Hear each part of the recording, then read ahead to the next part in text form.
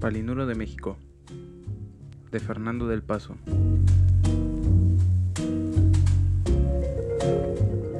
Capítulo 2.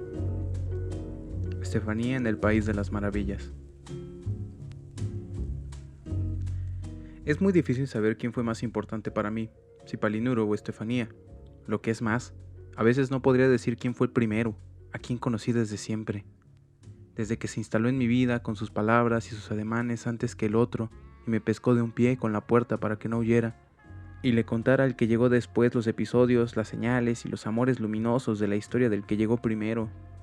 Por supuesto, esto es solo un decir, porque de hecho una de las primeras cosas que me enseñaron al nacer fue Estefanía, que entonces era mi prima hermana, y fue después mi prima amiga, y mi prima amante, y que tenía ya 20 días de haber nacido, no solo en la misma Ciudad de México, una ciudad que en esa época se columpiaba entre los abalorios de la primavera, sino también en la misma casa porfiriana de nuestros abuelos, y por si fuera poco, en la misma habitación donde 2 veces, en menos de un mes, las mismas sábanas blancas radiaron sus tentáculos de bramante en honor al acontecimiento. Las mismas criadas acudieron con baldes plateados de agua hervida, y el mismo doctor Latorre llegó a espantar a la cigüeña con el bip bip de su hispano suizo de 100 caballos de fuerza, blanco y amarillo y con volante de ébano. Con la diferencia de que al nacer yo, la cigüeña se espantó hacia el lado izquierdo, o siniestro, que no era otro que el lado de los remiendos brumosos y de las aguafuentes narcotizadas por el paso de las derrotas. Y al nacer Estefanía, su cigüeña, venida de Alsacia, levantó el vuelo hacia el lado derecho, o lo que es lo mismo, hacia los kioscos donde cada domingo, puntuales, crecen los músicos para ofrecernos el viento virtuoso del concierto.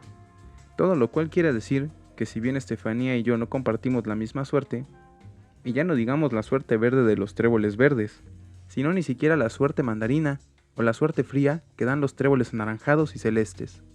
Sí compartíamos algunos tíos y tías, la misma pareja de abuelos maternos formada por Francisco y Altagracia, con sus correspondientes 4 bisabuelos, 16 tatarabuelos y 32,000 etcéterabuelos.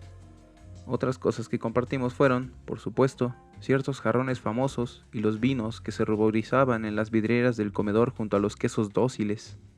También las calles atesoradas del barrio donde nacimos y que se sabían a sí mismas de memoria, Jalapa, Orizaba, Río de Janeiro, y una gran parte de esa infancia y esa vida que se van sin remedio, a fuerza de mordernos los lápices y las uñas, y acompañados por los leones de felpa que lanzan rugidos alcanforados y las mariposas de papel estraza que se posaban humildemente en las azucareras y en las cajas de tabaco Príncipe Alberto, del abuelo Francisco. Todo esto fue el mundo que Estefanía y yo compartimos desde niños. Por lo demás, nuestros padres fueron distintos. Mi prima era hija del tío Esteban y de la tía Lucrecia, yo de una hermana de la tía Lucrecia, Clementina, a quien llamaré de aquí en adelante Mamá Clementina, y que se casó con Eduardo, es decir, con Papá Eduardo. A Palinuro, en cambio, lo conocí mucho tiempo después, y nuestros recuerdos en común tienen muy poca relación con el cuento de había una vez una niña muy pobre que vivía en una casa donde el jardinero que cuidaba los rosales y las portalucas era muy pobre, la cocinera que guisaba calamares en su tinta era muy pobre, y las mucamas que barrían la recámara Luis XV eran muy pobres. Cuento que se convirtió en realidad cuando el gobernador se arruinó de la noche a la mañana y Altagracia decidió seguir conservando los muebles, el jardín, el menú y la servidumbre para atender las necesidades de los huéspedes, y en cambio sí tienen que ver los recuerdos míos y de Palinuro con otras sensaciones. Por ejemplo, la de ir brincando charcos de vitrolio azul una y otra vez a la salida de los laboratorios de la escuela, que de noche se quedaban cerrados, oscuros, desiertos y olorosos a creosota, mientras que en el fondo de los atanores se aparecían las pistas, mojadas, del circo Ataide. Y es de esa adolescencia de la que tampoco puedo olvidarme, la de los anfiteatros acaracolados de la escuela de medicina, de las boticas del barrio, de los alambriques retorcidos, de los teoremas incorregibles. Tantas veces Palinuro y yo le dimos nuestra pasión a la primera muchacha que se atravesó por nuestra juventud, la falda mini almibarada, las tobilleras rotas y fantásticas. Tanto hablé con él, tanto nos emborrachamos juntos y tanto reinventamos juntos el estetoscopio de la NEC y las jeringas de Hutchinson, y tanto, juntos también, discutimos la conveniencia de bañar las manos con cera derretida en los casos de artritis y recordamos la teoría celular de Virchow y memorizamos los espacios ardientes delimitados por la acupuntura en ese cuarto de los desvanes incidentales y de los lúceros que podían ser extirpados si no se pagaba la cuenta de la luz. Así de simple, que muchas veces pensé que yo era él y él era yo, hasta el punto que en esas tantas ocasiones adopté su nombre y le presté el mío. Como es natural, Palinuro y yo compartimos también varios amigos, entre ellos Fabricio. No Fabricio de Acuapendente, sino otro Fabricio, alto, pálido, con una espiga bizantina, y Molcas, a quien considerábamos como nuestro hermano de leche. De aquí la confusión de Estefanía. De aquí también la confusión del mismo Palinuro, originada en las obras de ese banquete platónico en que cada uno de los dos era ambos, y tantas veces él, Palinuro, y ella, Estefanía, me pidieron que les contara cómo había conocido al otro, qué tanto lo estimaba o lo adoraba, qué clase de ardor anfibio habían sentido al tocarla o al verlo, en un té danzante o en una excursión a los dínamos. O bien, qué traje de qué color y qué mejillas de qué arte me había puesto para decirle: «Buenas tardes, Estefanía», o «¿Cómo te va, Palinuro?». Que me di cuenta de que uno y otro se morían de celos entre ellos mismos, y yo, en la forma más malévola que pude, echando mano de los pocos residuos deportivos que me habían dejado los años, decidí confundirlos más todavía. Pero nadie me supo prevenir que al jugar con estas lágrimas que visitan el rostro de Tántalo sediento sin que nunca moje sus labios, yo iba también a quedarme, siempre, con una sed de saber más de ti, Palinuro, o de ti, Estefanía, y yo mismo confundido sin saber quién fue primero, si tú, Estefanía, o yo, Palinuro. Simplemente la culpa de esta confusión fue la costumbre que tienen los niños de hablar de sí mismos en tercera persona. Palinuro tiene sueño, Palinuro quiere azúcar con pan y mantequilla. Y esto en Palinuro nunca fue una excepción, hablando de sí mismo como si fuera yo, o cualquier otra persona, la que hablaba de él. Palinuro esto, Palinuro aquello, Palinuro lo de más allá, o incluso, Palinuro lo de muchísimo más allá. Esto lo hacía no porque no estuviera consciente aún de su realidad personal, o no hubiera afirmado todavía el concepto de su propio yo. De su yo Palinuro duermo a la deriva de las trenzas de mi madre, yo Palinuro me despierto con ella en las noches a sotavento de su pelo, y yo Palinuro me asomo con ella a la ventana para contemplarnos en la cucúrbita de la luna.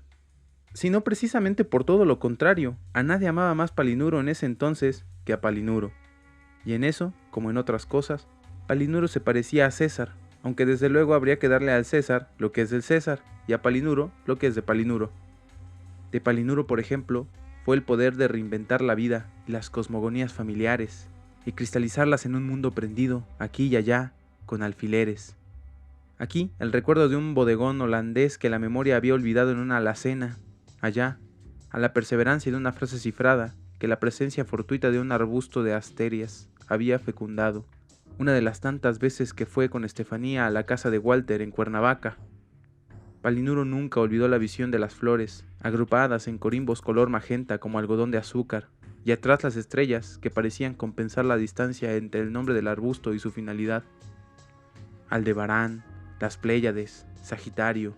Nunca olvidó tampoco que tuvo que contarle a su prima la redondez y el itinerario de los astros porque Estefanía era miope y las estrellas se ahogaban en los humores vítreos de sus ojos antes de alcanzar sus propias constelaciones. De Palinuro fue también el privilegio de abarcar con su memoria la convivencia, en un mismo centímetro cuadrado, de un río a punto de congelarse y el pasto veraniego, de la caída de un ala de paloma en la mermelada de naranja olvidada en el cencerro y de un torreón de esferas de Navidad a punto de desmoronarse. Se aparecían también allí, en ese espacio minúsculo, los 52 domingos del año, cuando el abuelo y todos sus yernos organizaban una reunión familiar donde el índice de refracción estaba señalado por un puño de sangre. Era inútil que tío Esteban asegurara haber enterrado su fusil hacía muchos años, con tal de cambiar de conversación, porque de todos modos, así se comenzara a partir de la mención de un resfriado o de la imagen de un magiar sentado en una carreta de capota multicolor, que no era otra cosa que la imagen idealizada del propio tío Esteban viajando por las praderas amarillentas hacia Nueva Orleans. Cualquier pretexto era bueno para echar leña al fuego y hablarle de guerras y revoluciones, ya que cuando no era el abuelo el que sacaba el sombrero, por así decirlo, a Pancho Villa y a sus dorados, o de abajo de la mesa y por las barbas a Venustiano Carranza, era el tío Austin el que insistía en los defectos de los cañones Skoda de 100 milímetros, o en los fracasos de la Stormtruppen, o sin más ni más describía un eclipse de 2 whiskies y 3 décadas de largo, y saltaba de la batalla naval de Jutlandia a la ocupación de Renania y Rudolf Hess cayendo en paracaídas sobre Inglaterra. Lo más que podía hacer el tío Esteban entonces ante la insistencia de alguien que por principio de cuentas creía, como el general von Berthandy, que la guerra es una necesidad biológica, era arreglárselas para que, sin que se dejara de hablar de la guerra, se comenzara a hablar de medicina, en las mascotas antigases, de los magnetos gigantes que se empleaban para extraer de los ojos los fragmentos de granada, o del pabellón real de Brighton, que fue usado como hospital para las tropas de la India. Solo así podía tener más o menos tranquilo al tío Austin, quien además de ser su concuño por estar casado con Enriqueta o otra de las hijas del abuelo Francisco, era un hombre que tomaba en cantidades navegables, a pesar de la ipecacuana y otros agentes nauseosos que la tía Enriqueta le obligaba a ingerir para que abandonara el vicio. Pero el tío Austin, si no muchas, cuantas menos, tenía dos buenas razones para no dejar de beber. Una era que cada 5 botellas de whisky que llegaban de contrabando del Tabasco, afirmaba, 4 habían sido llenadas en la fuente frígida de Galeón, cuyas aguas hacían reír a quien las bebería, y una tan solo, la restante, en la fuente de Cleón, cuyas aguas tenían fama de hacer llorar.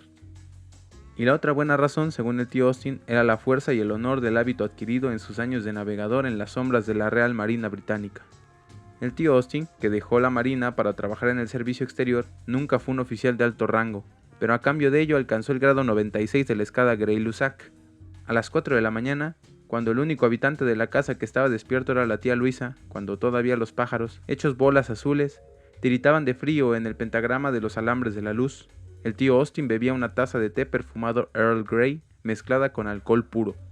A las 8 se desayunaba huevos y cerveza, su preferida la cerveza Saturno de malta tostada, y a las 10 de la mañana ya tenía más de 5 whiskies dentro. «Bebes demasiado», le reprochaba la tía Enriqueta. «¿Yo? ¿Qué va? Si apenas tomo», le contestaba él, y la tía Enriqueta se quedaba callada, pero a los 10 minutos le decía: «Te estás volviendo viejo, Austin, te emborrachas con cualquier cosa, antes aguantabas mucho más». «¿Qué estupideces dices, Enriqueta? Si hoy he bebido una barbaridad y estoy como si nada». «Ah, ya lo ves, decía la tía Enriqueta triunfante. «Te dije que bebías demasiado». Y el tío Austin, enfrentado a la alternativa de confesar que había bebido mucho o de sacrificar su prestigio de bebedor de resistencia, aceptaba lo primero y se servía otro whisky para reafirmar lo segundo.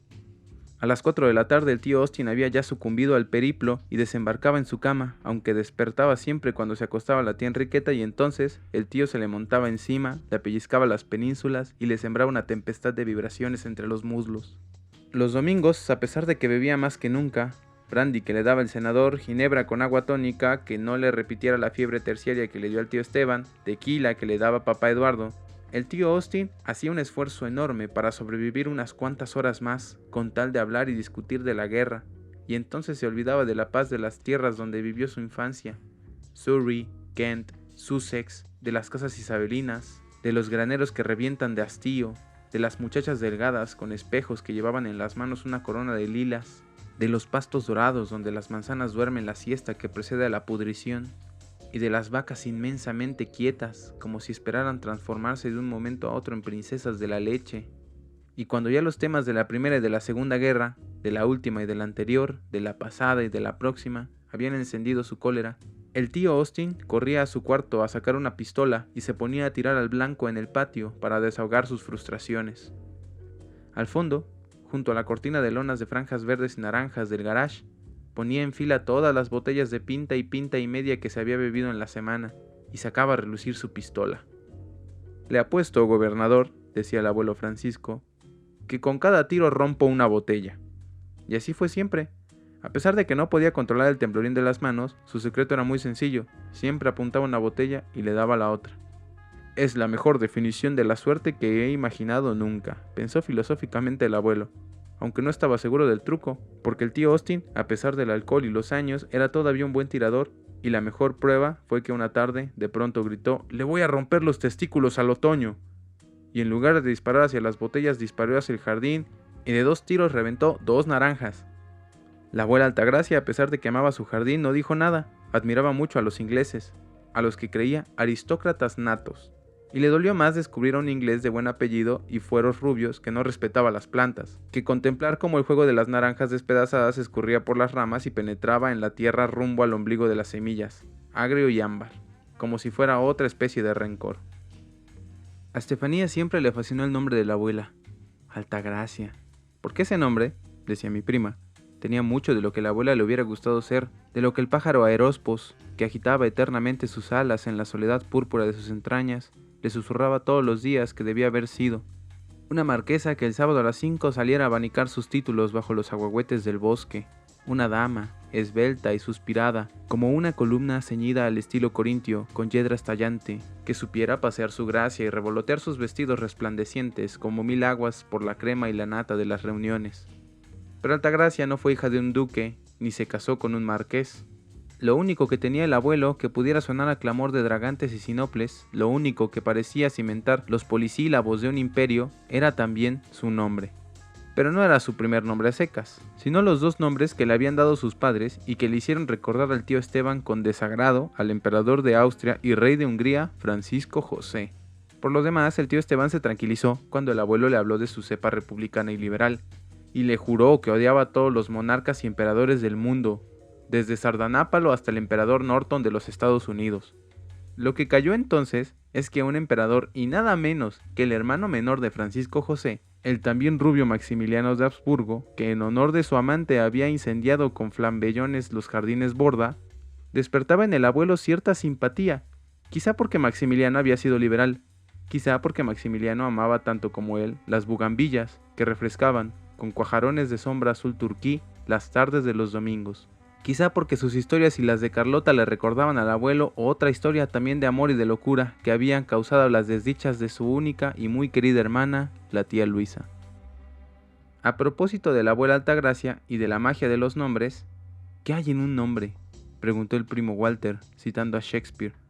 Estefanía recibió una de las sorpresas más agradables de su niñez, y la abuela Altagracia una gran decepción, cuando don Próspero llegó con la letra E de la enciclopedia, y Estefanía se enteró de que nadie en la casa tenía un nombre de tanta importancia ni derivados de su nombre que fueran tantas cosas tan distintas y bonitas. Y esto se agregó en mi prima a la conciencia de su propia belleza, de esa belleza que ya en una época en que apenas comenzaban a insinuarse sus pechos apuntando hacia el oriente como pequeñas frutas amasadas poco a poco por el viento, y que no solo en su cara y en sus ojos, que eran 2 turquesas contiguas, sino también en el resto de su cuerpo, en sus muslos, en las alas truncas de sus omóplatos, y en su cuello de cisne que interrogaba las almohadas. Esa belleza se transparentaba ya con la fuerza incontenible de un manantial de rosas que en muy poco tiempo más se deslizarían a la flor de piel. Y también, ay de mí, también a flor de sus cabellos, que entonces se le rizaban como tallos de jacinto, y que ella adornaba con listones tornasolados que se daban vuelta entre sí mismos, como las cintas de Moebius, asediando mi corazón con sus ecuaciones fulminantes. Volviendo al abuelo Francisco, siempre, al fin y al cabo, volvíamos a él. Para Estefanía y Palinuro, y también para el primo Walter, que a veces venía de Europa o de su casa de campo a pasar un fin de semana con sus primos, el abuelo Francisco sí que era un rey, muy aparte de su nombre sonoro y muy aparte de haber nacido, como lo juraba, en Bagdad, también por ser tan gordo y tan magnífico, con tantos kilos y bacanales a cuentas, y con velámanes y plantaciones de tabaco que lo seguían por los caminos de su historia, tras la silla de ruedas que usaba para ir de la Revolución al Senado, y de Nueva Orleans a la Decena Trágica, o simplemente para ir de la mesa donde desayunaba al escritorio donde escribía sus cartas, y de su escritorio donde escribía sus cartas a la mesa donde jugaba póker, y de la mesa donde jugaba póker al secrecer donde escribía sus memorias, y del secrecer donde escribía sus memorias a la mesa donde nos contaba cuentos, y sus cuentos poblaban nuestro mundo de califas que se ahogaban en aljibes verdes como bostezos, de puentes de puro brillo que mediaban entre 2 tierras abismadas en negruras insolubles, y de barcos que en toda la tripulación se habían muerto en una peste milagrosa y navegaban por el mar y por las leyendas como cementerios lentos. Todo esto era necesario para hacer de el abuelo más grande y más memorable, y solo más tarde delimitar sus regiones, interiorizado en la alfombra de un cuarto para descubrir el águila de una moneda perdida, y abrir el cajón de su buró para encontrar unas grajeas con que restañar el hipo. Y más tarde aún, muchos años después, asomarse al espejo del ropero, al enorme y sinuoso espejo donde se podía fondear las desapariciones de una criatura. El mismo Palinuro, en la edad en que comenzaba a nacer la curiosidad por los escarcios eróticos de sus padres, y que él hubiera podido espiar desde un tragaluz, o imaginar desde el fondo de una conciencia menos luminosa, pero más transparente, y que fuera sustituida por el aprendizaje lento de la falsificación y el lenguaje de las invenciones. El príncipe que se transforma en pez, el guijarro que se vuelve meteoro, era la edad, también, en que encima de su cuna colgaba un ángel de porcelana que le servía de piloto a través de infiernos y paraísos que eran como cajas de sorpresas.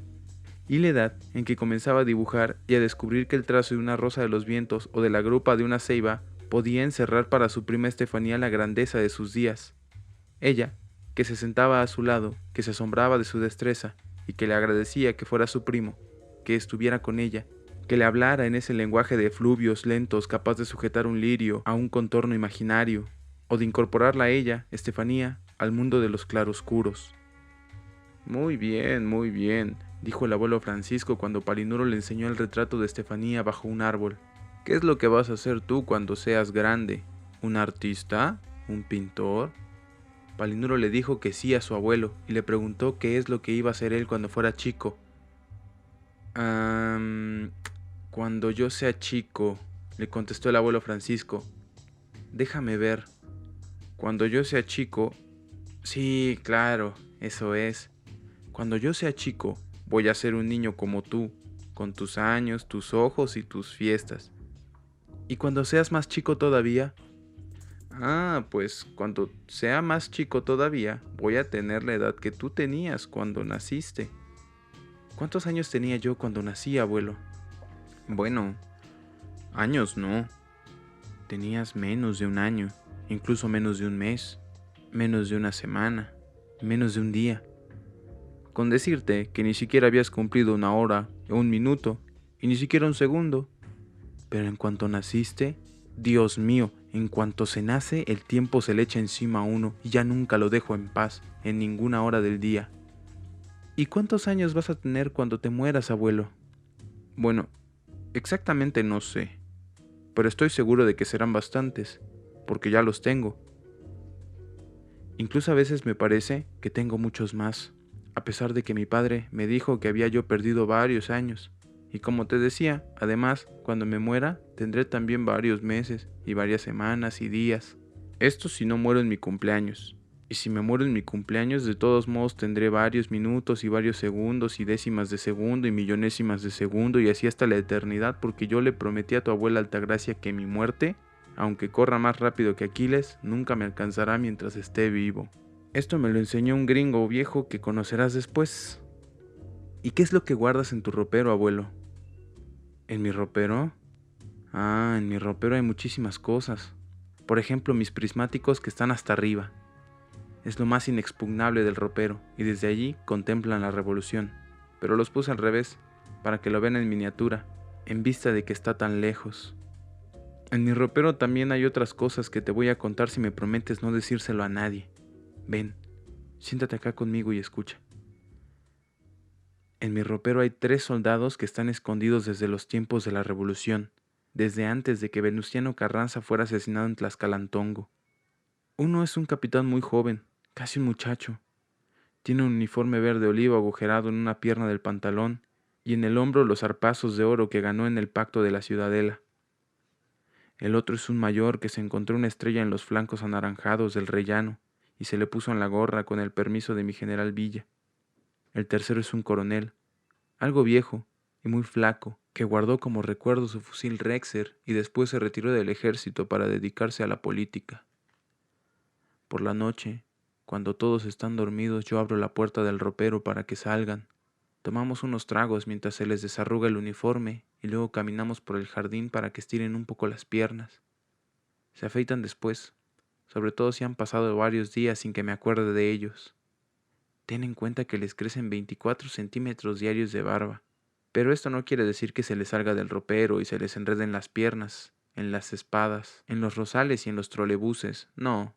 20 y tantos metros es el largo total de la suma según calculamos el otro día, que estábamos muy aburridos de todos los miles y miles de pelitos que le salen a cada uno. Se ponen después agua de colonia para quitarse el olor a naftalina y nos sentamos a platicar. ¿Qué de qué platicamos?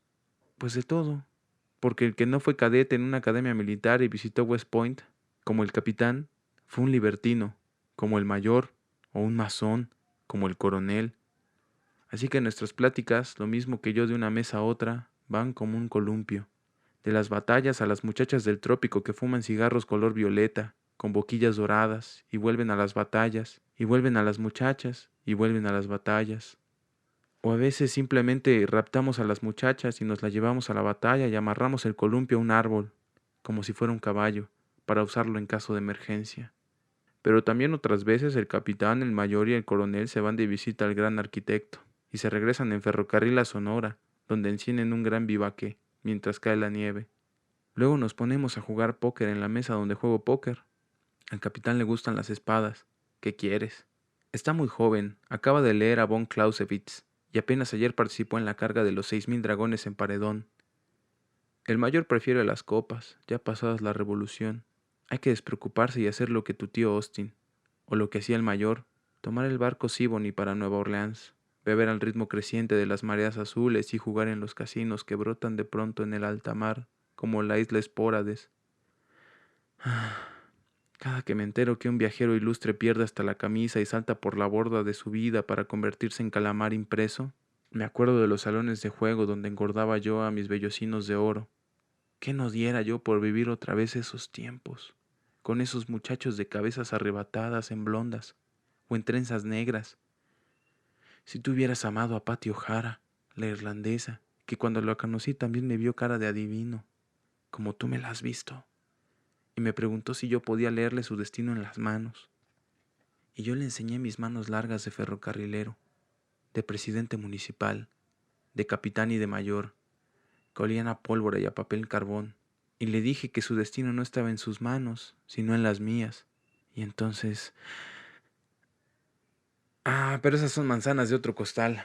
Y ahora volvamos a nuestro juego. El coronel, desde luego, guarda los oros en las mangas de su uniforme, y no solo porque se siente un poco viejo y avaro, sino también porque tiene que financiar su campaña para gobernador del estado, y quiere comprarse un escritorio para guardar sus memorias, una casa para guardar el escritorio y un jardín para guardar la casa. Y yo, claro, que ya no me interesan las espadas, que me he quedado sin otros y que me hacen daño las copas, me reservo los bastos para darle los palos a todos. Pero antes de ponernos a jugar bajamos las persianas, corremos las cortinas y cerramos las contraventanas y las contrapersianas, por si nos pesque el amanecer. Hace tanto que no salen a la calle que si les diera la luz del sol se volverían polvo y nos costaría mucho trabajo barrerlos. Imagínate, tendríamos que invitar a nuestros amigos para que nos ayuden a barrer, a don Próspero, al vendedor de la lotería, al general que tiene un ojo de vidrio y luego, ¿cómo sabríamos cuál es el polvo de cada quien? Senador, me dice el capitán que todas las noches tengo 3 caballos de espada, y yo le contesto, pues en esos 3 caballos van a cabalgar mis 3 reyes de bastos. Que si yo gano siempre, mira, el mayor le gana al capitán, es una orden. El coronel le gana al mayor, es otra orden. Y luego llego yo y les gano a todos, pero no por eso creas que soy rico. Hace un buen de tiempo que les gané el poco dinero que tenían y comenzaron a apostar otra cosa para seguir jugando y no fastidiarnos con nuestras historias. El coronel, que había sido un hombre muy gordo desde que era mayor, me apostó todos los kilos que había subido gracias a las comilonas políticas que organizaba en el Perendes y a los desayunos en el Hotel Waldorf de Nueva York, en el que por lo menos se comía media docena de huevos y un hot cake elevado al cubo. Y por eso me ves ahora con esta barriga que parece un barril elástico y donde guardo siempre mis reservas de risa. Por eso también necesito una tina tan grande para bañarme como lo hago cada sábado sin falta, a menos que sea el sábado 23 de julio, que es el aniversario de la muerte de uno de mis hijos, que se cayó en esta tina y se ahogó cuando tenía 4 años. Y no me baño, te digo, porque cada 23 de julio tu abuela Altagracia llena la tina de flores. Por su parte el mayor, que había coleccionado las cartas de sus amantes, también las fue perdiendo. Perdió poco a poco todas las de Patty O'Hara. Y una vez, con un par de haces, yo mismo le gané al mayor una carta de amor escrita en papel azul y con perfume del Mirurgia, donde Francine, que era francesa como su nombre lo decía, amenazaba al mayor con injertarse en una mejilla una lágrima de cristal si el mayor no volvía a Tampico. Un sábado en la noche el mayor perdió contra 4 damas de bastos una carta que venía en un sobre donde tu abuela Altagracia le juraba amor eterno al capitán. Porque esa carta primero fue del capitán, que la perdió con el mayor. Y el pobre capitán, que al fin no tenía otra cosa que apostar sino sus recuerdos. También los perdió, uno por uno. Últimamente se estaba quedando muy callado y muy triste porque ya no tenía abuelos, ni perro, ni novia, ni batallas de qué hablar. Resultaba que el mayor, además de ser capitán, había hecho la primera comunión del capitán, que el coronel era el hijo único de la mamá del capitán, y que yo tenía en la pierna la cicatriz de la bala que le habían metido al capitán. Nos dio tanta pena que quisimos regresarle unas apuestas, pero como no se acordaba de ellas nos dijo que no eran suyas. Me parece que lo mejor sería que se invente otra infancia, otra academia militar y otros amigos. Ya ni de sus amigos se acuerda, ya no se acuerda de nada. Y a veces me da miedo de que no se acuerde de que está vivo y se nos muera. Ahora te voy a enseñar, pero antes corre las cortinas. Y el abuelo Francisco puso el Danubio azul en el gramófono, rodó su silla hasta el ropero, le dio vuelta a la llave, golpeó 3 veces el suelo con su bastón como un ujier, y las puertas comenzaron a abrirse, y se abrieron lentamente, como las puertas de una ciudad sitiada y vencida, como las puertas de Troya, como las puertas de Cartago, como las puertas de Celaya se abrieron al empuje de los dorados de Villa. Y allí, dentro del ropero del abuelo, estaban los uniformes, y los paquetes de cartas descoloridas, y el fusil del coronel, y los recuerdos del capitán. Mira, dijo el abuelo, miren niños, así era el capitán cuando tenía 15 años, como Dick Sand, y así era cuando tenía 3 años y el pelo largo. Todavía lo vestían como niña porque así se usaba. Esa fotografía es de la madre del capitán y está rodeada de una guirnalda de sus flores favoritas, las carmelias. Ella era alta y tenía los ojos azules como tú, Estefanía, o como el cielo de su tierra, Castilla. De ella heredó tu madre Clementina el don de silbar como un ángel las arias de Don Juan y de Bajá Selim. ¿Qué digo como un ángel? Como Emilia Leoballi, como Diana Durbin, como Al Johnson. Ni los corsés de barba de ballena pudieron ahogar el mirlo que tenía en el pecho desde que era una niña, no más alta que la paciencia de su madre. Ah, y esta es la primera espada que le dieron en la academia al capitán. Y aquí está con su novia en el Parque de la Piedad. Como ves, su novia será igualita a tu abuela Altagracia, si no fuera tan distinta. Han pasado tantos años. Y estos son los libros de Julio Verne que se leyó el capitán. Cuando aprendas a leer serán tuyos y viajarás con Héctor Servadaque en una cometa. Y por la noche acompañarás a los músicos que tocarán por las calles de la isla de Hélice. El abuelo Francisco encendió un puro y escupió un camafeo en el barcín de latón dorado. Me parece, dijo, que es al capitán al que más quiero de mis amigos. ¿Y un día me vas a contar lo de la bala en la pierna, abuelo?, le preguntó Palinuro. Sí, sí, el día en que menos lo pienses. ¿Y lo mismo me vas a contar cómo nací yo, abuelo? Sí, sí, claro, también el día en que menos lo pienses.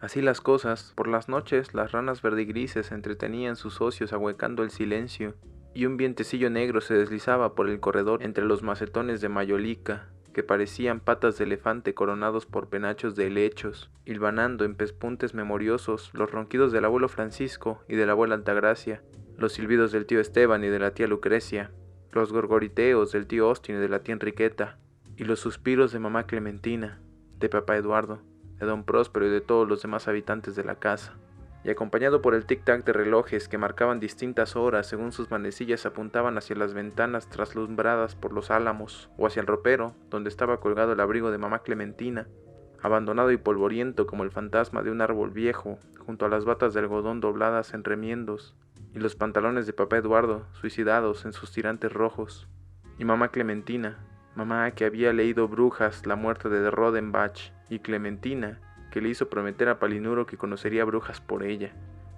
Soñaba que con ese mismo abrigo y con una mascada roída por los gusanos de seda, paseaba el día del difunto del brazo de la duquesa de Guermantes por el muelle verde, viuda y con crespones y manchemiras de duelo, en una tarde dorada y untuosa, como el viento de Tours. Mientras en el soplo aguado de los espejos, los cisnes expulsados del blasón del noble asesinado lloraban su exilio sobre su blancura de los nenúfares. 2 recámaras más allá, y 40 años después, en su intimidad más avellanada, bajo su colcha de retazos familiares y a punto de despertarse, la tía Luisa, como siempre, soñaba con París, y como pensaba que París estaba ya tan viejo y achacoso como ella, soñaba que le escribía cartas a París preguntándole cómo seguía del Sena, si por fin lo habían operado de la Plaza de la Ópera, si le habían graduado anteojos con el Arco del Triunfo, y si le habían salido canas en el bosque de la Boloña. 10 años antes, y una recámara abajo del abuelo Francisco, tras haber instaurado el toque de queda con sus pedos formidables, soñaba que pasaba del escritorio de recordar la revolución a la ventana, de asomarse a la calle para ver pasar a las muchachas de pantorrillas gruesas como cepelines, a la caja fuerte de contar los billetes azules con garigolios históricos, a la mesa de redactar las órdenes, y ordenaba entonces que se construyera un monumento de tamaño natural al árbol de la noche triste, antes de que el verdadero se cayera a pedazos como un viejo del agua sobre los caminos de Popotla, y ordenaba que fueran sacados de la catedral metropolitana los restos de Iturbide y echados al mar para que navegaran de allí en adelante entre las aguas, como en vida lo hizo siempre el emperador, y ordenaba que le mandaran un aeroplano de ruedas que lo llevara de la mesa de redactar órdenes a la silla de leer el periódico los domingos, a la cama de tomar el desayuno en la cama, a la fotografía del mirar, desde arriba y entre los vivos, la recámara de la abuela Altagracia, porque 3 meses hacia abajo de los años que tenía el abuelo Francisco, 20 centímetros a la derecha de los vivos, y otros 20 a la izquierda de los muertos, 2 metros bajo el cielo raso y 4 sobre los geysers del infierno, sobre una sonrisa de estuco y la conciencia al negro vivo, la abuela Altagracia, después de haberle mendigado un síncope a la providencia, como todas las noches, dormía y soñaba entre todos sus vivos habidos y entre todos sus muertos por haber. Los vivos, como Estefanía y yo y nuestros padres y el tío Felipe y la tía Luisa y tantos otros, estábamos enmarcados a la izquierda de la cama, mientras que los muertos, en sus daguerrotipos, en sus retratos al lápiz y al pastel, sus caricaturas, sus fotografías de primera comunión y sus esquelas del periódico, tapizaban el lado derecho de la pared. Estaba allí el bisabuelo Uwe, que había desertado cuando la guerra franco-prusiana. La bisabuela estaba a su lado, con arracadas de brillantes y un abanico valenciano. Estaba también una prima nuestra a la que un ataque de peritonitis sorprendió durante su baile de 15 años, y que murió con un ramo de orquídeas sobre el pecho cuando la ambulancia pasaba bajo los ciclamores dorados del bosque. Y estaban allí otros tíos y tías y primos lejanos y tatarabuelos que Estefanía y yo nunca conocimos. Solamente el tío Alejandro, que se fue a Alemania con toda su familia y que después de los primeros bombardeos en Berlín nunca se supo más de él. Fue el único que estuvo durante varios años colgado en medio de la pared, bajo el Cristo, ni vivo ni muerto. Hasta que un día Altagracia amaneció con el suficiente humor para vestirse de luto, llorar un poco, recibir pésames y rezar 9 rosarios. Y pasó el retrato del tío Alejandro al lado de los muertos. Y la abuela Altagracia, que amaba a su jardín, y que al igual que el abuelo extrañaba la nieve del norte, soñaba que le daba a los rosales, los limoneros y los conglomerados de violetas un poco de nevada dignidad. Soñaba que salía de su cuarto a medianoche, se sentaba en un banco altísimo de patas avestruzadas, desenrollaba un pliego y leía en voz alta a Ricardo el jardinero las instrucciones para talquear el jardín. Se comienza de noche, caminando de puntas, con las mimosas púdicas. Una vez cumplido este requisito, se puede talquear a los pensamientos, los lirios o las rosas, es indiferente. ¿Me oye usted, Ricardo? Hay que tener especial cuidado con los heliótropos, que a esas horas están dormidos y les faltan varios días y 13 años para bajar a la tierra. Las carmelias y los narcisos agradecerán que se les talquee, pero como son blancos el trabajo será inútil. ¿Me escucha usted, Ricardo? A las hortensias y a las fucsias hay que talquearlas desde cierta distancia y dejar para el último a las no me olvides y a las adelfas. Al día siguiente lo verá usted, Ricardo. El jardín amanecerá nevado, para asombro del coronel, del mayor, del capitán, de los inquilinos y de la policía. Y 3 y 4 recámaras hacia la derecha respectivamente, y 60 años antes y 60 años, 20 días antes, también respectivamente, a 10 metros uno del otro en el espacio, pero a unos milímetros, a unos cuantos granos de arena y a tiempo de bañarse en el mismo mar y en el mismo sueño, Estefanía y Palinuro dormían y soñaban. Dormía Palinuro, soñaba Estefanía, dormía Estefanía, soñaba Palinuro. Palinuro nunca había conocido un lugar semejante. Aquello era como un zoológico gigantesco, o como el arca de Noé sobre las rodillas del Guartalí.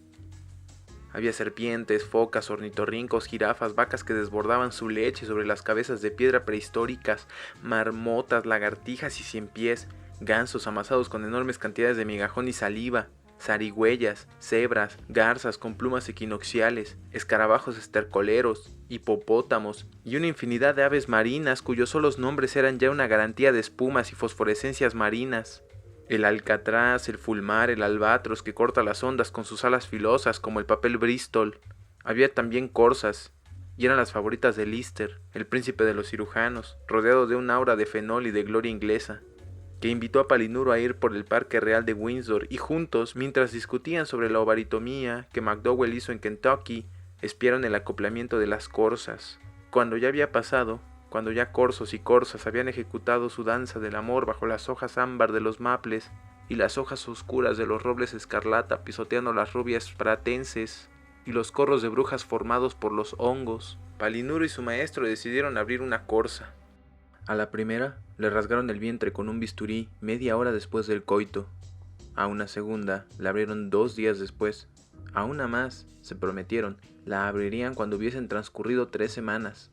A la primera le extrajeron la matriz y el útero, que era como una pera azul, y a través de un microscopio observaron los óvulos flotantes bañados por el esperma doncel, y allí, oh maravilla de maravillas, allí estaban los corzos nuevos, tan pequeños, pero tan pequeños que no había forma de jurar que eran ellos.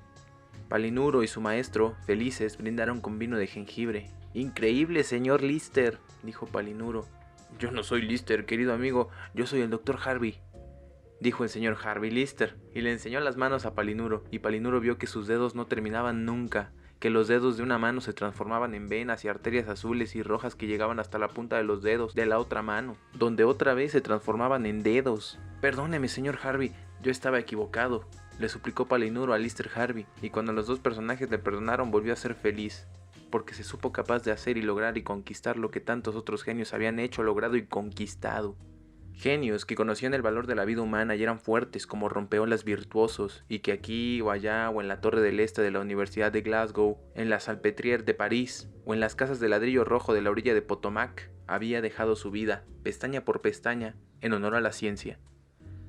Y mientras Palinuro I conversaba con el señor Lister y Palinuro II discutía con el señor Harlister de lo mucho que podía avanzar la medicina si se violaba una yegua con una cánula dorada Hamilton, o se le inyectaba una mariposa medio litro de jarabe para la tos, hete aquí que pasó Mechnikov por la calle con un tarro de cerveza en la mano.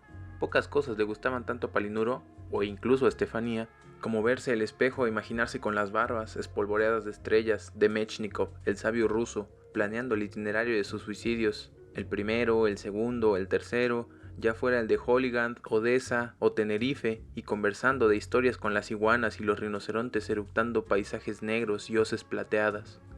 De modo que aceptó esta segunda invitación para caminar rumbo a la playa, mientras los niños de Severs lo seguían gritándole «¡Pere Noel! ¡Pere Noel!», y él les arrojaba caramelos de porcelana con la forma de conchitas y caracoles. Palinuro se despidió de los señores H y L, que le dijeron adiós con gaviotas en las manos, y se fue con el señor Mechnikov. Llegaron a la playa donde se asolaba el mar infinito y pescaron estrellas de mar porque tenían la intención de investigar cómo es que estos animales dirigieron la luz de la luna y sus coágulos de leche semipesada. Pescaron 5 o 6 estrellas, les inyectaron carmín destilado de los lápices de labios de mamá Clementina, y como era transparente pudieron observar cómo unas células portentosas devoraron a las partículas extrañas. Les cortaron las patas a las estrellas y las echaron al mar para que de cada una brotara una nueva estrella con la memoria refrescada. Entre las jorobas del mar, bañado de algas y de patas de estrella, de cuernos de madreópoda y escamas de sirena, salió, ¿quién lo iba a imaginar?, Roberto Koch, que acababa de pescar una anguila de 2 kilovatios y 3 peces dorados a los que iba a inocular en bacilos de tuberculosis. Palinuro se encontró en la playa un libro y le preguntó a Koch si no era suyo. Alguien silbaba una canción y el aire hacía pasar las páginas. Palinuro le iba a hacer la misma pregunta a Mechnikov, pero este decidió seguir el ejemplo del sabio alemán y se zambulló en el mar, para volver 1 minuto después con una perca en la mano. Cuando Palinuro parpadeó en la playa ya no estaba nadie, ni siquiera él mismo, y es que, naturalmente, no era Palinuro el que estaba soñando este sueño, sino Estefanía, la que estaba soñando que ella era Palinuro. En fin, el caso es que según el reloj de la luna eran entre las 8 y la mañana de un verano, una tarde en que la eternidad sobrevolaba las ciudades bajo los nimbos de los soles muertos y en que no había nadie en la playa, a excepción de Estefanía, sentada en la arena y rodeada de libros de cuentos de hadas y de novelas rosas, y vestida con su traje nuevo de espuma de mar. Pero era un traje incómodo, que cuando la marea bajaba se volvía muy largo, y la hacía tropezar y salpicaba burbujas, y con la marea ascendente se le enrollaba hasta el cuello, casi ahogándola, y en la piel se le prendían los caracoles sedientos. Alguien siguió silbando una canción y con el aire las hojas de las novelas y los cuentos se transformaron en pájaros rosados que se fueron volando. Mechnikov volvió a salir del mar. El agua le había puesto la barba de un azul verdoso, como las turmalinas, y la perca se había transformado en una llave de oro. «Toma, niña, guarda esta llave, pero no abras esa puerta», le dijo Estefanía, señalándole una puerta que daba a alguna parte y entregándole la llave. Pero Estefanía se hizo la inocente, se puso una diadema de abejas que zumbaban alrededor de sus cabellos de miel con sus propias manecitas, tostadas por el contacto de los peces carbonizados, abrió la puerta. Después de caer hasta el fondo de sus recuerdos, se encontró con un conejo blanco que tenía mucha prisa y la mitad de la cabeza roja caliente. «¿A dónde va usted?», le preguntó Estefanía. «Al funeral del doctor Bernard, niña entrometida», y le contestó. «¿Está usted enojado?», le preguntó Estefanía Alicia. «Solo medio enojado», le contestó el conejo. «Antes de morir, el doctor Bernard me cortó los nervios simpáticos izquierdos». «¿Qué tipo tan medio antipático?», pensó Estefanía, en tanto que el conejo se iba corriendo. Para esto, había dejado de llover y los paraguas, con la salida del sol, se habían ruborizado por haberse olvidado abiertos. En la siguiente habitación, Estefanía se vio a sí misma dormida en un bosque, bajo una campana de cristal que le enrarecía el pensamiento, y el príncipe Lister, de bucles rubios y con un aliento morado oloroso a formaldehído, se acercó, levantó la campana y le besó en la boca. Estefanía se despertó muy asustada, porque pensó que había concebido un ciervo y que Lister le iba a abrir la matriz con un cuchillo. Pero Lister la tranquilizó diciendo que solo le iba a hacer la autopsia, que únicamente le iba a abrir el corazón para limpiarlo de coágulos y se lo llevaría en una caja de Petri a la reina madrastra Estefanía. En la siguiente habitación, Estefanía se encontró con 2 perros, que insistían en firmar un pacto de sangre. «¿Pero con qué lo escribimos?», preguntó uno, sumamente flaco porque su conducta pancreática estaba desviando el exterior de su cuerpo. «Eso es lo de menos», dijo mamá la orca, arrancándose una pluma de debajo del ala. El perro cogió la pluma y se picó una vena. «¿Por qué tienes la sangre tan roja?», le preguntó Estefanía. «Para morirme mejor», le contestó el perro. Y estas fueron sus penúltimas palabras. Las últimas en realidad fueron unas burbujas que le salieron por la boca y dentro de cada una había uno de sus órganos en miniatura. Un pulmón cancerado, un hígado cirrótico, una lengua escarlatina. Al final, del tubo de vidrio donde se desembocaba el conducto pancreático salió una última burbuja, transparente y brillante como un pisapapeles que contenía, también en miniatura, los islotes de Langerhans. Estefanía abrió otra habitación y se encontró con todo el cortejo de los funerales de Claude Bernard. Nunca había visto Estefanía una cola tan larga, y sobre todo tan triste, de animales enfermos y tullidos, con muletas y cánulas y férulas, con heridas abiertas y fístulas purulentas, con tumores y tuertos, con leucemia y cojos, con transfusiones y mudos. Pasó un sapo macho en una silla de ruedas que acusó al abate Spallanzani de haberle arrancado las patas a la hora del coito, para probar que ni así soltaba su hembra. Pasó un vagón con perros hibernizados que tenían los corazones al aire, rodeados de hielo frappé. Pasaron los pichones de Skinner jugando al ping pong. Pasó una carreta llena de ratas inmensamente gordas, con agujas encajadas en el hipotálamo. Pasaron los 7 ciervos enanos del bosque, enfermos de la glándula tiroides. Pasó también una pareja de ratones blancos recién casados que le enseñaron sus colas llenas de bacilos de tétanos. Pasó después un perro notario que se quitó el sombrero respetuosamente, enseñándole el cerebro al descubierto, palpitante y ceroso. «Mire usted cómo me dejó el doctor Rouge», dijo, «y como consecuencia de ello en invierno no puedo pensar porque se me congelan los pensamientos, y en verano todas mis ilusiones me escurren por la cara y el cuello». Pasaron también 3 gansos, 2 cabras y un gato, con letreros colgados del cuello que decían que eran mudos porque el doctor Galeano les había cortado las cuerdas vocales. Y pasaron muchos otros animales, para la tristeza infinita de Estefanía, incluyendo a 10 perros neuróticos de Pavlov, 50 conejos fumadores y un caballo que se quejó de ver todo el día y toda la noche, flotando en el aire y flotando en sus sueños, enormes gusanos dorados, y todo por culpa del doctor McKinley de la Universidad de Alabama, que le había inoculado los ojos en agar-agar y estreptococos. Y por último pasaron 2 perros, es decir, un perro, dos perros. Bueno, el caso es que se presentó un perro con 2 cabezas, o 2 cabezas con un perro.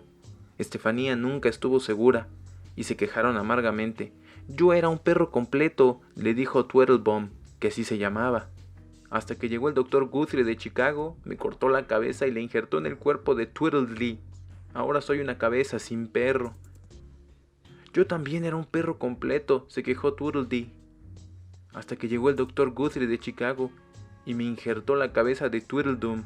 Ahora soy un perro súper completo, con 2 cabezas. «No es cierto», protestó Tweedledum. «Mi cabeza no es tu cabeza». «Grrr», gruñó Tweedledee. Si insistes en que tu cabeza no es una de mis dos cabezas, me voy a negar a que mi estómago digiera tu comida, a que mis patas te lleven a pasear, a que mi corazón te lleve sangre pura. Cálmense, por Dios, les pidió Estefanía y les ofreció un pedazo de pan, pero se arrepintió enseguida y les ofreció mejor 2 pedazos de pan. No, gracias, dijo Turldum. Prefiero morirme de hambre que alimentar a un cuerpo que no es mío. No, gracias, dijo Tweedledee. Prefiero morirme de hambre que alimentar una cabeza que no es la mía. Estefanía se quedó muy pensativa, y por último llegó un gusano de seda que se quejó de que el señor Malpighi lo había abierto en canal.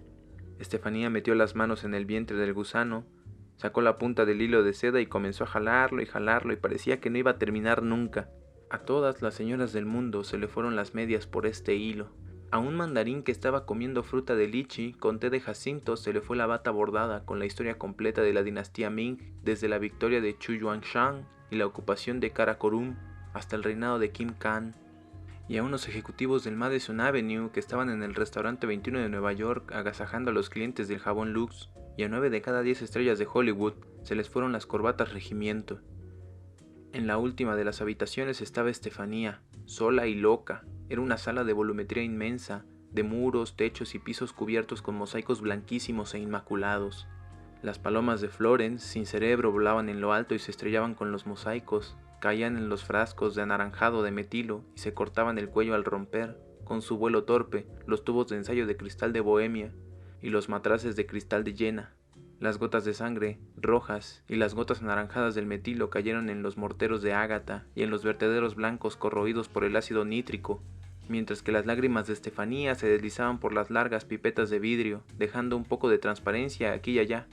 Se filtraron a través de los tamices de seda, dejando un poco de azul aquí y allá, y se derramaron en crisol de níquel. Solo mucho tiempo después, cuando Estefanía se olvidó de las palomas de Florence y de todos sus animales muertos y torturados en nombre de la ciencia, solo hasta entonces sus lágrimas se evaporaron, y cada una se transformó en una pequeña llama en forma de mariposa, del color violeta de la flama de potasio con hidrógeno.